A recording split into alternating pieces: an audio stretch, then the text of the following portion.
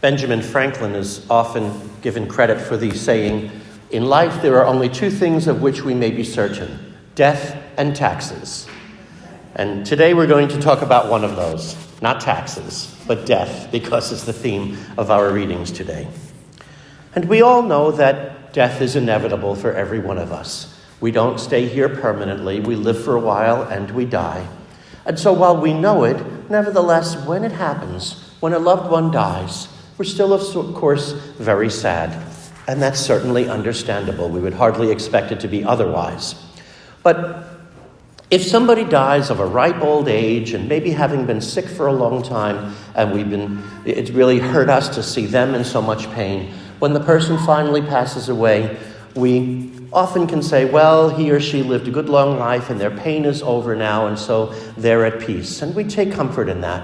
And we usually do pretty well with that. Our sadness we're able to handle, and we move on with our lives, never forgetting them, but thankful that they were part of our life.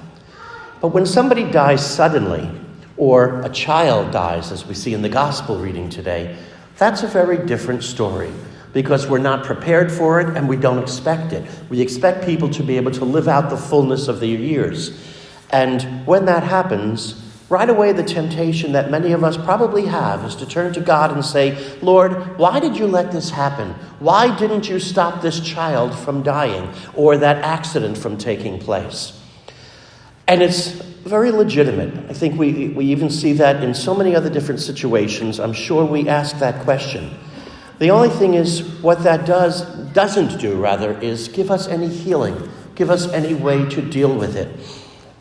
And I've often felt that the minute we ask a question like that, we've already given Satan his victory, because that's what the devil wants us to do. The devil wants us to blame God for all the evil in the world, and what is more evil than the death of a child, and blame him on it so that we would walk away from God, and then he can just sift us in and win our souls to himself. So how do we deal with death, especially a sudden death or death of a young person? Well, I think the first thing to remind ourselves is the first line of our first reading today. God did not make death. Death is not God's creation. God created paradise and put Adam and Eve there to live there eternally in happiness. But by the envy of the devil, death came into the world. Satan got Adam and Eve to commit original sin, and that opened the door to him with his great weapon, and that is death. And death was, of course, originally the entrance into Satan's kingdom, the entrance, condemnation to hell. And every one of us would endure death and would do that, would enter into the devil's kingdom. And of course, we look to say, well, God, why didn't God do something about this? Well, the good news is he did. In fact, that's what we do here Sunday after Sunday, remembering that God himself took on our flesh, suffered in the world, and deliberately gave himself up to death so that he could enter death as a human, but rise again as God and blaze a way through it so that this way now death is completely turned upside down. And death, instead of our entrance into condemnation, is our entrance into salvation. With Christ's resurrection, you and I no longer have to fear what happens after death, because it is our entrance into his kingdom where he wants us to be. And that's what the Lord did for us. And so, we should take great rejoicing in the fact that death is not the end of the story. If we've lived a good life, and then when we die, God brings us into his kingdom. And I think another thing to remember is that Jesus is trying to get us into heaven, not to keep us out. So if we're doing our best to live a good life and we follow the Lord, well, we're doing what he asks of us. And then when we die, we will enter into his kingdom. And no matter how long we live, even if we look at, I don't know what the record is for the oldest living person at the moment on the face of the earth, it's usually somebody in their 120s or their 130s. But whether we live 10 years or 130 years, it's but a bat of an eyelash compared to the time we spend in eternity. Our time here on earth is only temporary. It's never meant to be permanent. And it is during this time here that we show our love for the Lord, when we learn to follow him, that no matter how many years we have to live, when our life is over, we can enter into his kingdom. And maybe we need to look at death a very different way. For many people, death the personification of death we see is what? The Grim Reaper. The guy with the big black cape with the cowl on it and his face is covered, carrying the sickle, ready to come out and cut down everything of value to us. And if that's the way we see death, then maybe that should be a warning to us or a strong reminder that everything we value is here on earth.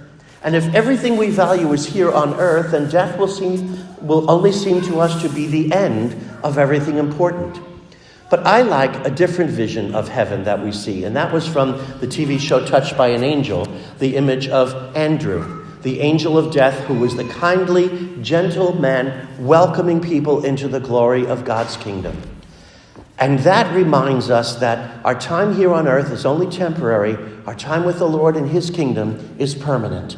And if our mind and our hearts are placed on heaven, that we're here just doing what we can to obtain our place in heaven, then we don't fear death as much.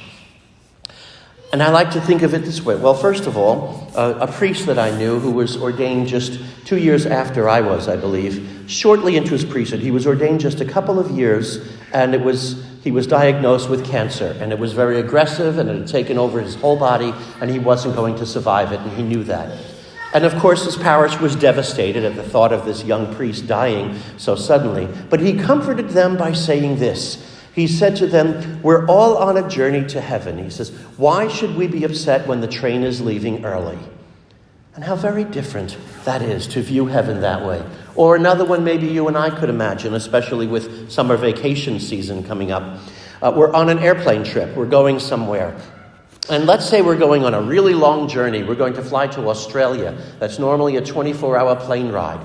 And of course, we do everything we can to make ourselves as comfortable as we can on the plane ride. We'll bring enough reading material and videos or anything just to make sure that we make the journey as smooth as possible. But imagine the pilot chimes into everybody during the flight and says, this is your captain speaking, and good news for you. We have been given permission today to try an experimental new gasoline that we can go a lot faster with. And now our trip is not going to take 24 hours. It's only going to take 18 hours to get there. I think we'd all say, oh, well, great. Good news. Would anybody complain? Well, no, I'm being deprived of those extra 6 hours on the airplane. No, I don't want to go faster. I want to take the whole 24 hours to get there. Well, of course not. When we realize our goal is to get to our destination, then if we get there faster, we maybe actually are more happy about that.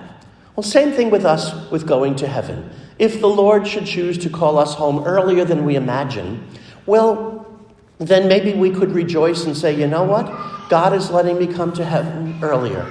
Sure, we'll have concerns about our loved ones that we leave behind, how they'll handle life without us. There's no question about that. But if we prepare them beforehand and remind them we'll be praying for them when we enter God's kingdom, it will make it easier on them.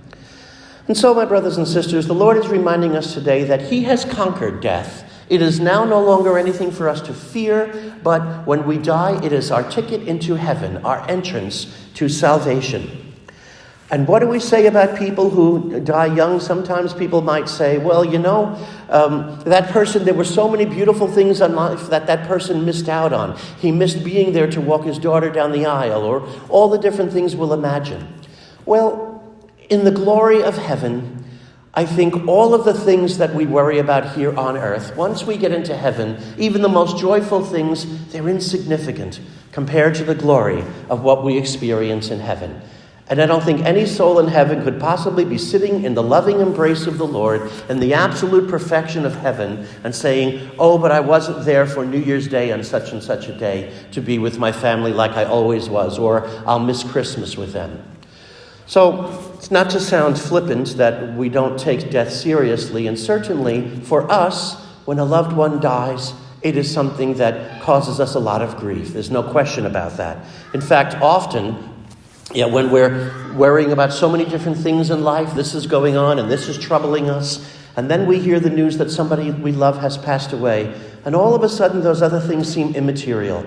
We've lost somebody we love, and that's far more painful.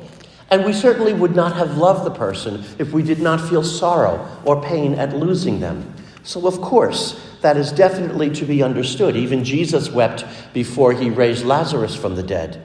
But what do we say and what do we do to help people when somebody has passed away, especially very suddenly? I like to think, first of all, of spouses who have been married for over 50 years, and then all of a sudden one of them dies, and this person who has spent most of their life side by side with this other person, now, yes, their life is totally changed, and they're going to be living differently, and it's no longer that companionship with the other person, and it's going to be a difficult change for them. And so certainly for us to be there, to check in on them and see how they're doing, and help them make that transition as easily as possible. Or probably the worst pain imaginable, a parent having to bury a child. Only those who have gone through the pain can know how painful that is. The rest of us can only imagine it and realize it must be something painful. But if we haven't experienced it, we don't know what a parent is going through. Because the natural instinct of a parent is to lay down your life, to do everything for your child. And if your child dies, right away parents automatically fill themselves with tremendous guilt about what they could have done differently. And in most situations, it probably was nothing. It wasn't something they deliberately did or were neglectful that caused the child's death. The child catches cancer and just dies at a young age. And it's the hardest thing sometimes to remind a parent that you didn't do anything wrong, but to remind them that your child is now with the Lord and your time away from them is only temporary. Remember, when we leave this earth and enter the Lord's kingdom, we are gathered together again with all of our loved ones who have gone before us. And to be there for somebody and know that they're going through something very difficult, but just to sit there and not pretend to have the answer and the magical words that are going to make everything right again, but just to be there to acknowledge that they're in pain and say, is there anything I can do to help you? We do that along the way, and we're doing the best we can for somebody who has lost a loved one. So when we look at death, first, I think the message the Lord is giving us is not to fear death, that it's the end of everything of value. But on the contrary, it's our entrance into salvation, our entrance into our true home, heaven, where we really belong. And along the way, if somebody leaves us suddenly, well, we're sorrowful. We ask the Lord to help us deal with the loss of this person and our grief, but then ask the Lord to help us to move on and continue our life of service to Him and one another, so that when our time is ready to leave the earth, we will be found perfectly ready to enter God's kingdom. And we will hear Him say to us, well done, brave and faithful servant, and enter into now the kingdom that you inherited the day of your baptism. Come now and share in my joy with all your other loved ones who have gone before you for all eternity. May Jesus Christ be praised, now and forever.